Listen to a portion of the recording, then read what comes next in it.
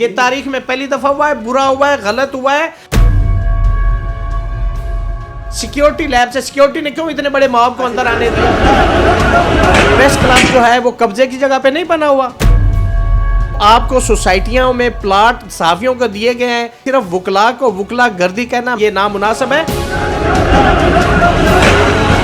آج 41 سال ہو گئے ہیں اسلام آباد کی عدالتوں کو بنے ہوئے۔ آپ سی ڈی اے کا جو میپ ہے اس کے اندر کسی جگہ پہ بھی عدالت کا کورٹ کمپلیکس کا ذکر نہیں ہے۔ ان نقشہ بنانے والوں نے ذہن میں یہ تھا کہ یہاں پہ جو لوگ آباد ہوں گے وہ فرشتے ہوں گے، کوئی جرم نہیں ہوگا، لہذا عدالتوں کی ضرورت نہیں ہے۔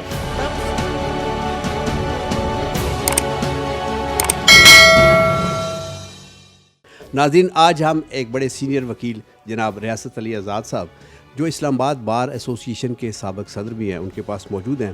ان سے تھوڑی سی گفتگو کریں گے جو حالیہ واقع ہوا۔ السلام علیکم سر۔ جی وعلیکم السلام ریاض صاحب۔ اچھا سر، آپ قانون کے رکھوالے ہیں اور بہت سارے لوگوں کو جن کو کوئی بھی نہیں پوچھتا ان کو انصاف دلانے میں پیش ہوتے ہیں، لیکن جب آپ کی طرف سے کوئی ایسا قدم اٹھتا ہے جس سے ایسا لگتا ہے کہ آپ یہ سمجھتے ہیں کہ آپ کے لیے تو قانون نہیں، قانون صرف دوسروں کے لیے ہے، تو لوگ بڑے حیران ہوتے ہیں۔ اس میں کیا سچائی ہے اور کیا غلط بات ہے؟ بسم اللہ الرحمن الرحیم۔ رائے صاحب، جیسے آپ نے اس واقعے کا ذکر فرمایا ہے، اس حوالے سے جو تمام پروفیشنل لائرز ہیں وہ رنجیدہ ہیں، وہ ناخوش ہیں۔ یہ واقعہ ہوا کیوں، اس کو تھوڑا سا ڈگ آؤٹ کرنے کی ضرورت ہے۔ واقعہ ایسے ہوا کہ 2 چیمبرز انلیگل تھے جو بنائے گئے، جو کورٹ چیمبرز جو ججز صاحبان کے چیمبرز ان کے سامنے بنائے گئے۔ اس کو کسی بھی وکیل صاحب نے اپریشیٹ نہیں کیا۔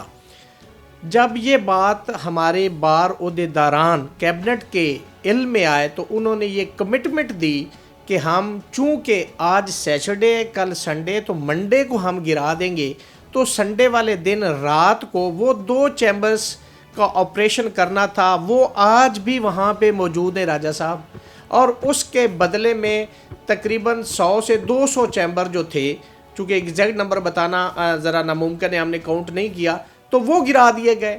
اس چیز کو ڈگ آؤٹ نہیں کیا گیا کہ یہ کون تھے، کنہوں نے یہ آپریشن کیا۔ آپ کے خیال میں یہ کسی نے شرارت کی؟ بالکل 100% شرارت ہے، اس چیز کو ڈگ آؤٹ کرنا ہے۔ آج ہمارے آنریبل چیف جسٹس صاحب نے اس پہ جے آئی ٹی بنا دیا ہے، سچ کا سچ اور جھوٹ کا جھوٹ سامنے آ جائے۔ سر یہ تو ٹھیک ہے، چلے وہ چیمبر غلط تھے، غلط گرائے گئے، شرارت تھی، لیکن ایک کرکٹ گراؤنڈ میں جو پلے گراؤنڈ ہے اس کی ایک اپنی جو ہوتی ہے نا، جیسے ایک مسجد کی ہوتی ہے ہم کو عزت کرنی پڑتی ہے، اس طرح گراؤنڈ کی بھی ہوتی ہے، اس طرح کسی کے گھر کی بھی ہوتی ہے، اس طرح کسی کے تعلیمی ادارے کی بھی ہوتی ہے، تو آپ نے گراؤنڈ کے وقار کو بھی۔ رائسا بات یہ ہے کہ جب یہ آج 41 سال ہو گئے ہیں اسلام آباد کی عدالتوں کو بنے ہوئے، 1980 میں یہاں پہ یہ شفٹ ہوئی تھی۔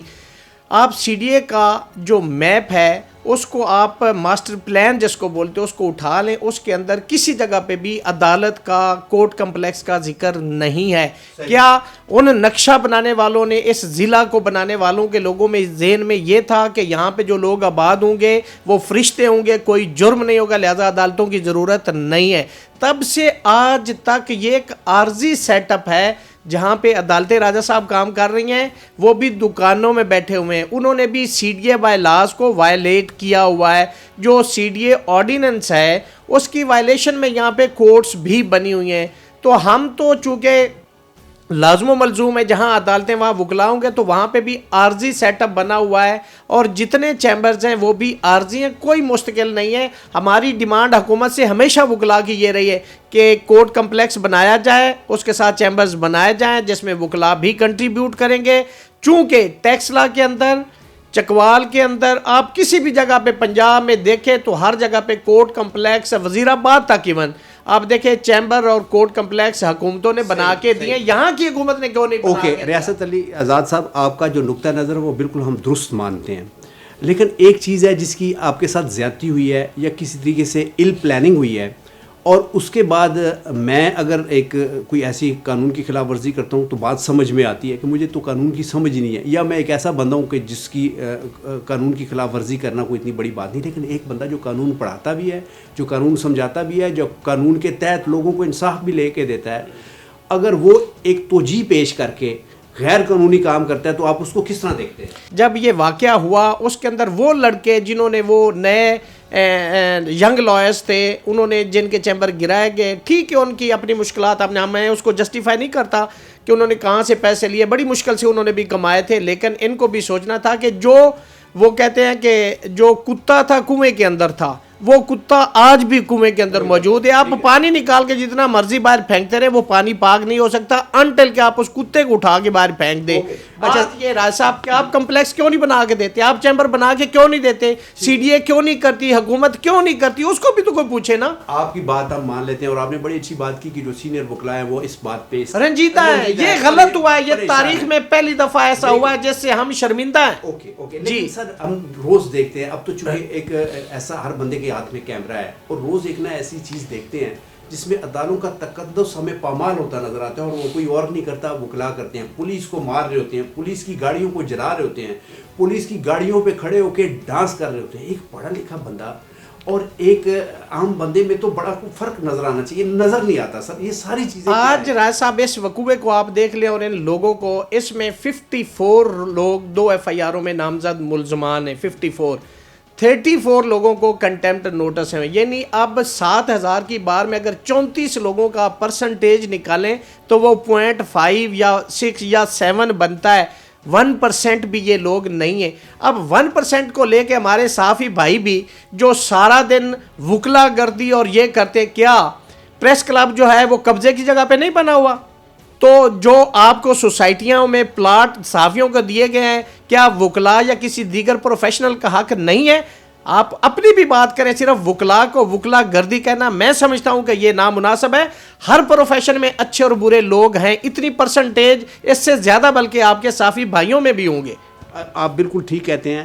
آپ نے جتنے الزام لگائے میں اس کے جواب نہیں دینا چاہتا کیونکہ ہمیں قانون کا شاید اتنا نہیں پتہ جتنا آپ کو. ہمیں بھی پتہ ہونا چاہیے، ایک صحافی کو بھی قانون کا اتنا ہی پتہ ہونا چاہیے جتنا کسی اور شعبے کے لوگوں کو پتہ ہونا چاہیے.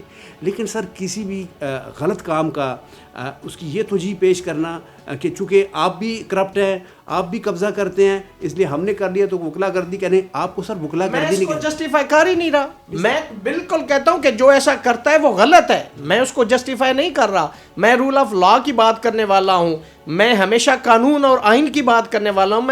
میں یہ بتا رہا ہوں کہ ہر پروفیشن میں اتنی پرسنٹیج ہے جو غلط کرتی ہے. لیکن اگر دیکھیں وکلا اگر ایسا کرتے تو صحافی سارا دن رات کو بیٹھ کے ٹاک شوز کے اندر اتنی انڈیسنٹ گفتگو کر رہے ہوتے ہیں کہ جیسے لگتا ہے کہ انہوں نے ہی اس ملک کے اندر سب سے زیادہ گناہ گار لوگ یہ اور یہ سارے لوگ جو ہیں وہ بڑے پڑھے لکھے، بڑے نیک اور پرہیزگار اور عاجز نہ ہو. سر آپ نے تو صحافیوں کو بھی باقاعدہ کٹ لگائی ہے، ان کی درگت بنائی ہے. آپ نے پولیس والوں کی درگت بنائی ہے جو یونیفارم میں ہوتے ہیں.